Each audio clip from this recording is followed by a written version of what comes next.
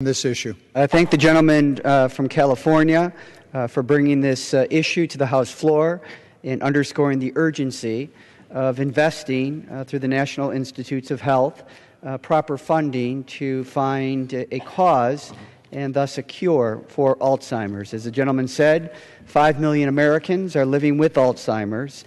It's the sixth leading cause of death in the United States.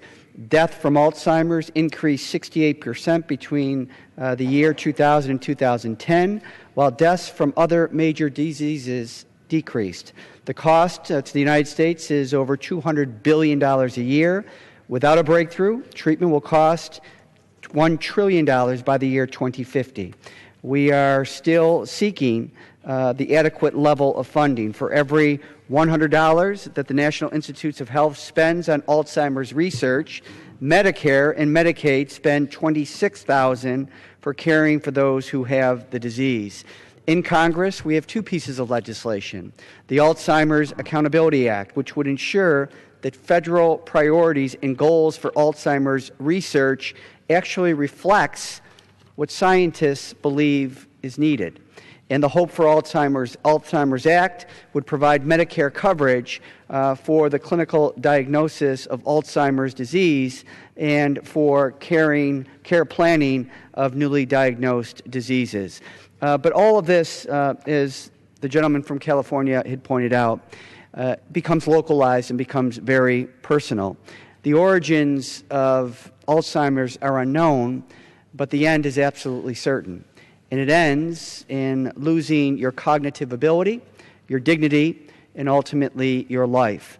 In Western New York, we have approximately 130,000 people who are impacted by Alzheimer's, 32,000 people who are afflicted, and 96,000 who love and provide care for the afflicted. And that number is expected to triple by 2015. The Alzheimer's Association of Western New York works year-round to highlight the effect of Alzheimer's disease and to help people and caregivers touched by this disease. One of the people who is touched by this disease is Nancy Swiston, a constituent who lost her mom, Grace Swiston, who bravely fought the disease for 10 long years.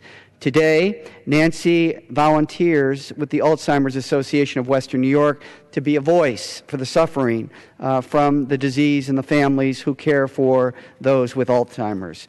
Nancy's story is one of too many families across the nation we share, but we commit to fighting with her to raise awareness and funding for a cure that we will all embrace one day.